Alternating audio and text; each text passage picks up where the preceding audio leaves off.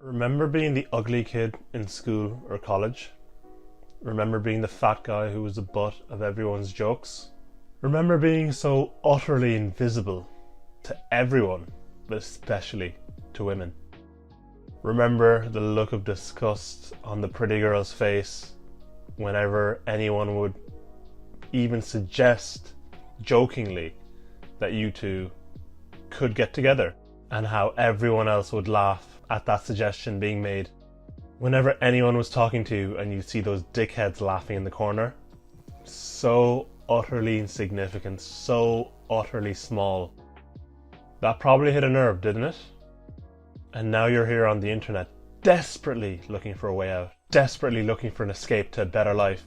And that's when you discover a whole host of idols on the internet, everywhere, leading you to that promise of a better life. Bro, I'm actually going to teach you how to grow a bigger... And like clockwork, TikTok has made Looksmaxxing a once very niche thing in online spaces, in online manosphere spaces. It has made it mainstream. But now you're ultimately being told some like harsh truths that, yeah, looks matter. The Hollywood, politically correct feel-good advice that you've been told, through your whole life by like parents, teachers, movies about it's what's on the inside that counts. Like very wholesome, feel-good, politically correct, messaging. That's all bullshit. And you're finally kind of realizing that and being told that for the first time in your life. Looks are probably one of, if not the most important thing that's important to even get your foot in the door at a chance of a normal life. And then other traits come into play after that. But you have to get your foot in the door. And of course, none of this is actually news to you, because like your whole life up until this point has been proof of that. Ultimately, lads, the most important thing when it comes to Looksmaxxing is like getting in the gym, getting fit, building muscle, losing fat, getting a good haircut to suit your face, or a hat. Those were the first things I did, and I've never really looked back since. This video isn't going to be about those obvious things. This is going to be covering more of like the fad, like, the quick fad type things that have gone viral recently on TikTok. I'm going to give you basically my no BS answers on all of them and let you know exactly whether they work or not.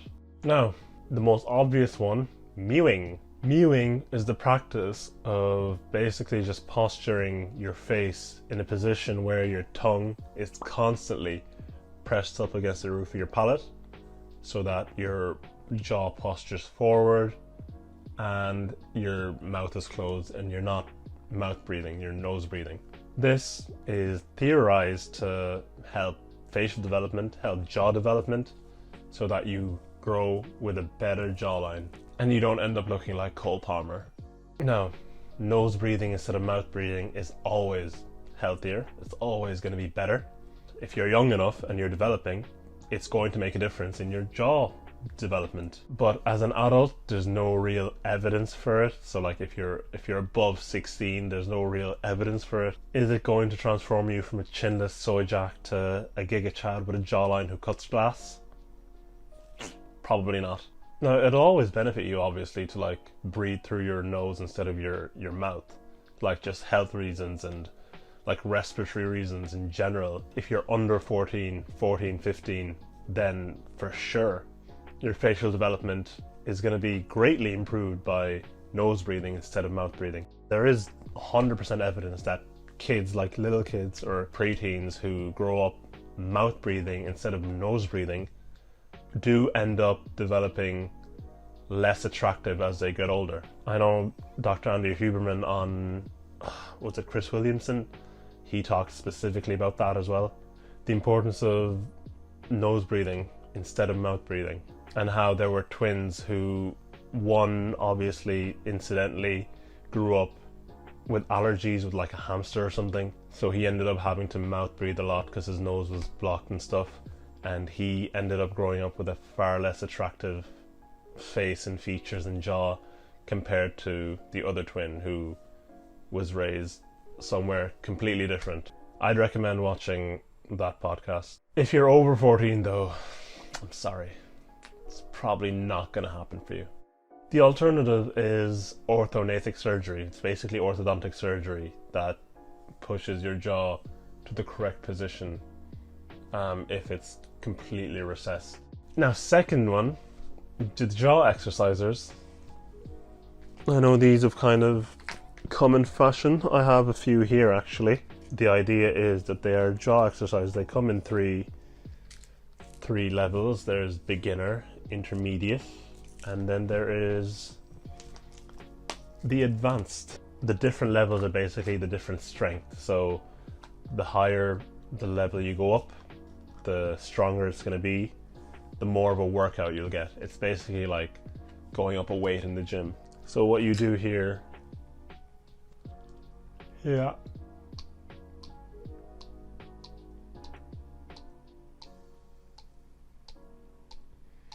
it's basically training your masseter muscle. The idea behind that is to stimulate growth in the masseter, which we have all established is the most aesthetic muscle in the body. Now this can actually work, I think. Now it's not the most reliable and can have a lot of like really bad side effects, but I think there is good potential for this in terms of like just stimulating masseter growth and giving you a more square shape. So yeah, try this, but at your own risk, because you can really end up ruining your jaw joint as well, so just be really careful. Now next we have the gua sha stone. Now I actually have got my very own gua sha stone here. There's a few different movements you do with this around your face. So you first go around up your neck like this and this, and then around your jawline like this and like this. Obviously you do eyebrows, face, the whole lot. There's plenty of tutorials on how to use these. So the idea behind these is that they're meant to tone up your face and get rid of a lot of the puffiness and the sort of inflammation in your face. And they do that by basically causing lymphatic drainage. So you have a lymphatic system around your whole body, and sometimes lymph can build up in certain areas, and if it builds up in your face and there's not good drainage in your face, basically there's a lot of puffiness and a lot of tiredness, it makes your face look like really fat and really tired and like really like old, aged, worn down. The idea behind this is that it's meant to improve drainage, improve blood flow through your face, so that the lymph drains away and you get less sort of puffiness. You have a more toned, more angled, leaner looking face. That's the idea behind it. There is no shortage of tutorials on how to use these, especially since Looksmaxxing kind of went viral. I mean, women have been doing this for years and we're only just catching up now. This is good. This is something, as I said, it's been more mainstream because women have been doing it for years, and I think this actually works. Because it's been more mainstream, more of the losers are going to believe it and not just talk crap about it because it's something that you found on some incel forum. It's an ancient Korean practice. It's an ancient Korean tool that's been used for thousands of years, and it does make a difference. I've been using it for a couple of weeks now, actually. Now, I don't know if it's actually made like a significant difference itself, or is it just because like I'm on a cut at the moment, so I'm losing fat, so my face is going to be getting leaner anyway. So I don't know if it's mainly that or this has made a difference, but one thing I can attest for it, it's so relaxing. You feel so relaxed after using this. So after you do the full routine around your neck, jawline, face, it's like a massager, and like your face just feels so massaged, so relaxed, so much tension relief. It's A+. Next we've finasteride and minoxidil. So finasteride and minoxidil, they're basically two things that you take to like stop and even reverse male pattern baldness. There's nothing that can kill your look more than a receding hairline. Some of the results are insane. Finasteride is like a pill that you have to get a prescription for, so you have to like go to your GP, or even there's like online doctors specifically for male pattern baldness that you obviously take a quiz, maybe send in some pictures, and they'll give you the prescription, and then you can get it from any pharmacy. And then minoxidil is just over the counter, so you can take that. It's like a topical kind of either foam or liquid that you can rub into your hair every day. I've started taking it recently, and yeah, we'll see. but like the results I've seen online and just the testimonials are insane. So I'd 100% recommend this. This isn't really Looksmaxxing, this is just like standard medical advice. Next we've got the ice roller. Now I didn't get one of these. It kind of works in the same way as like your gua sha stone. It's like all about lymphatic drainage and improving blood flow and getting rid of bags under your eyes and stuff like that.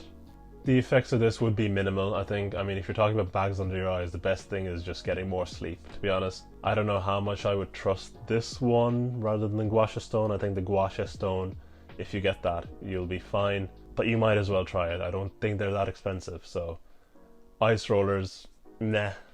Next we have your skincare stuff. I've lost count. I don't know what number we're on now, but now a skincare routine with like your cleanser, your moisturizer, actually don't use a toner.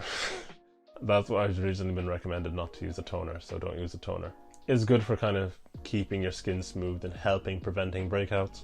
But to be honest, one of the main underlying things for acne and preventing acne is your diet. So make sure you're just don't have as much dairy, less processed food, and that should help your acne significantly. Like dairy and processed food can completely mess up your hormones, and that's really what generally causes acne. Don't overlook the underlying issue, because if you fix it, you might not even need a skincare routine.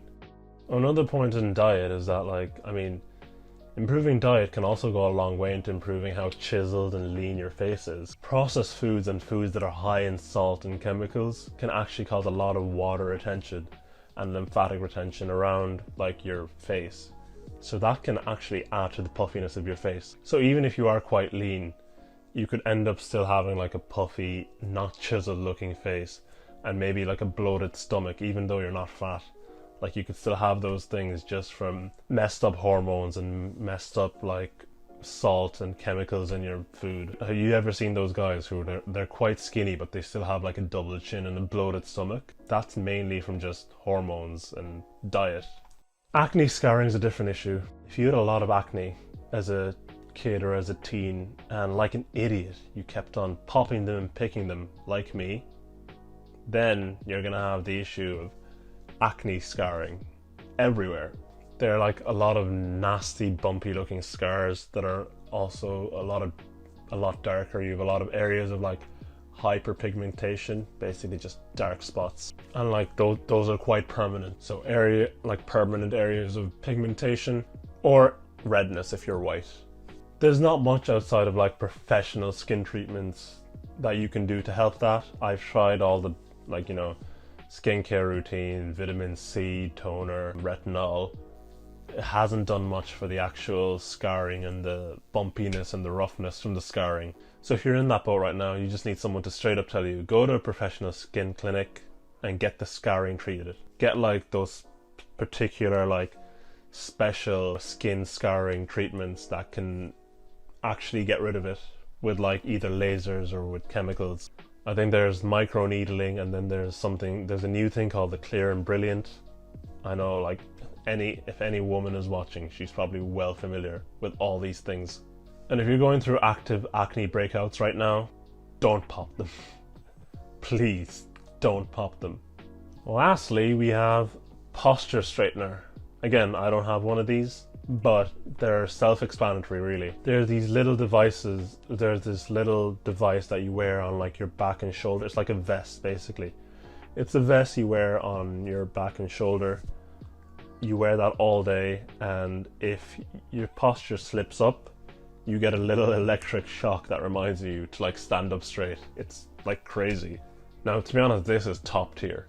This is probably the number one thing here, to be honest. Forget the gua sha stone, this is the number one thing in my opinion. If you wear this all day, it'll help keep your posture up when you're like at your desk or when you're just walking around doing daily things. Like how often you get an electric shock will make you aware of how often your posture does actually like slip, especially if you're at a desk all day, if you're a gamer or you're working some desk job from home or something.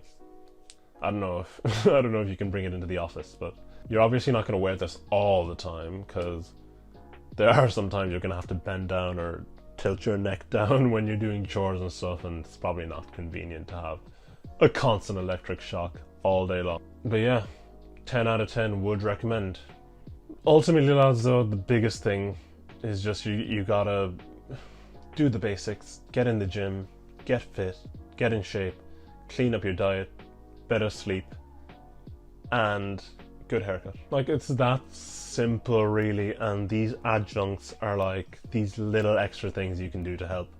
They're not going to be huge differences, but click here to watch my other Looksmaxxing video, and I'll see you later.